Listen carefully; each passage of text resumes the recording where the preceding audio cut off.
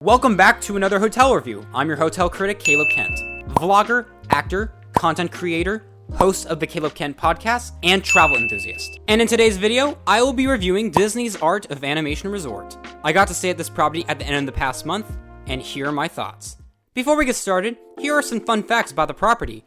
It has 1,984 rooms, the property is 87 acres in size, and it has the largest pool out of all the other Disney World resorts.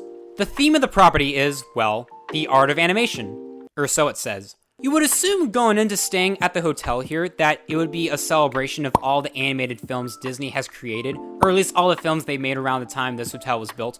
But basically, it's just Finding Nemo, Cars, The Lion King, and The Little Mermaid. But hey, at least I got to stay here during the Festival of the Arts at Epcot. Okay, you're probably wondering why I'm starting this review with this type of attitude, and it's because I wasn't really blown away with this place. Don't get me wrong, it's a cute place, but I was definitely not the target audience. But because I need to say that I've stayed here, here I am. Or was. Like, it was a cool experience, but it didn't exactly feel immersive. But that might be because I'm not a kid anymore, which is funny because I consider myself a kid in some ways. But that's also one of Walt Disney's philosophies. Nevertheless, this property is not bad, so please don't mistake the attitude I have right now as me hating it, because I don't. So, here's the resort for you. Me, I guess. I don't know what I'm doing anymore. Let's start off something good about this property, and that is the lobby. It's very vibrant and colorful, and it's actually really cool that they have hand-drawn pictures of the characters from the 4 movies this resort encaptures you around with. It's a good way to excite and intrigue children how their favorite Disney animated movies are made in the development process at the studios. The artwork wall really sets the mood for this place, and there's a modern chandelier with even more hand drawings of the characters. This part of the property really is nice. There's also a gift shop where you can buy merchandise or candy, as well as an arcade for the kids. When you walk outside from the lobby, you first notice the pool in the Nemo section of the resort, which is in fact the largest pool on Disney World property, excluding the water parks, with jellyfish and rockwork. As you look around, it's impossible to miss the characters from Finding Nemo, various background fishes, and aquatic objects from the ocean. Right by the Nemo section is the Cars section, which has a pool that certainly isn't as big, but the scenery is cool with the Cozy Cone Motel, a pathway made to replicate a road signs, and various characters from Cars. On the other side of the Nemo section is the Lion King section, which has no pool but well-designed nature scenery, as well as rockwork and notable characters from the 1994 film. Finally, we have the very back of the resort, which is the Little Mermaid section, which has a pool that is bigger than the Cars one, but smaller than the Nemo one. Once again, it's impossible to miss the character statues, rockwork, and objects you see from the 1989 film. On the courtyard sides of the buildings, you notice drawings of various characters and artwork of the movies each building belongs to for its section. Don't get me wrong, the details are there, but it wasn't all around amazing. Or at least, not for me. Dining here is very minimal at this hotel. All they have is Landscape of Flavors, which is your standard Disney World property mobile order restaurant, which has pictures of the 4 movies showcased here, but other than that, it feels like your average mall eating plaza. And then there's the drop-off pool bar, which has a few snacks, but mostly drinks. That is literally it in terms of dining. So if you stay here and want better dining options during your stay, my best bet for you is to head over to Disney Springs for that. The resort is located next to Disney's Hollywood Studios. Of all the harsh thoughts I have on this place, I'm glad to report that this place is convenient with location, as this property has Disney Skyliner transportation to take you to Disney's Hollywood Studios and Epcot. And if you get lucky, you can get a room with a view of the lake and Skyliner. Just like all the other Disney World properties, they also have bus transportation to take you to Disney's Magic Kingdom, Disney's Animal Kingdom, and Disney Springs. Alright, let's talk about the rooms. The resort offers 4 different room themes. 864 of the rooms here are standard rooms in a motel style, and that's only in the Little Mermaid section. There are no family suites for this section, unfortunately, for those who were hoping they could reserve a family suite with this theme. The other 1,120 rooms are regular hotel style and are all family suite rooms.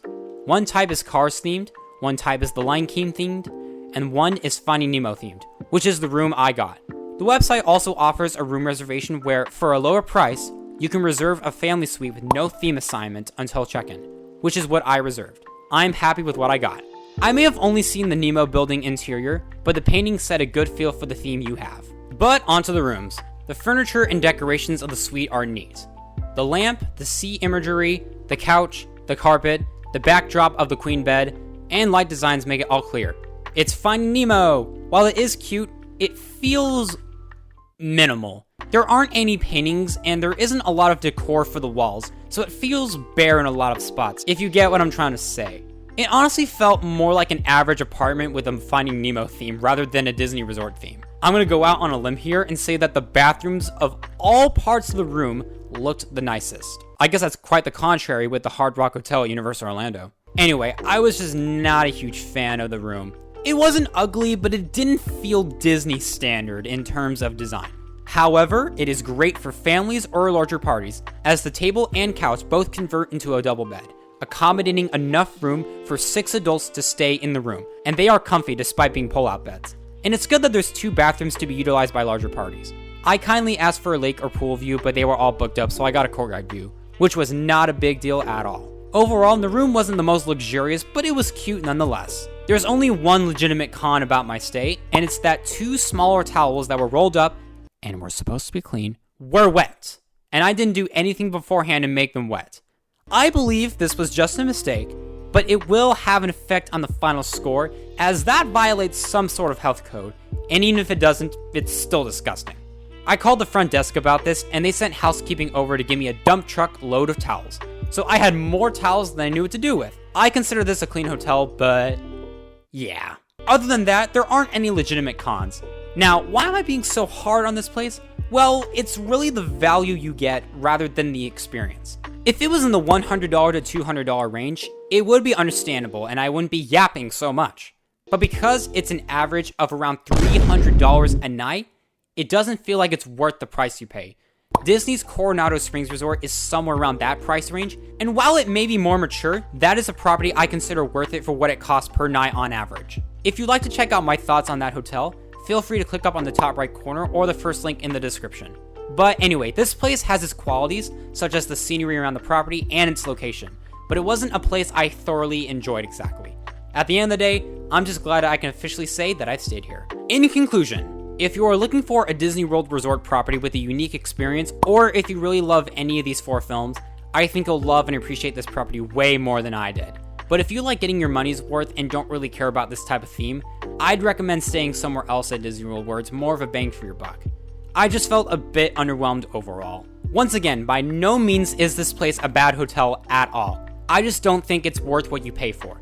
I do plan to stay at every Disney World resort property, but unless I have kids one day that obsess over any of the 4 films this resort showcases, I don't think I could see myself coming back here personally. And I say personally because I know some people will love it and some people won't. No one is right or wrong for liking this resort or not liking this resort. But because I'm the critic here, I have to be very, well, critical. After everything I've said, Disney's Art of Animation Resort gets a final score of 75 out of 100. Thank you for watching this hotel review, and I will see you in the next video. Over and out, on to the outro. Hey, thank you so much for watching this video. If you want to go check out some other videos that I have made, you're just one click on the channel icon away from doing so. If you want to find me on social media, I'm on Instagram, TikTok, and Snapchat. They're listed right up. Be sure to like, subscribe, comment, and share if you wish to do so. And if you are or will be a returning viewer, I will see you in the next video. Have an amazing day.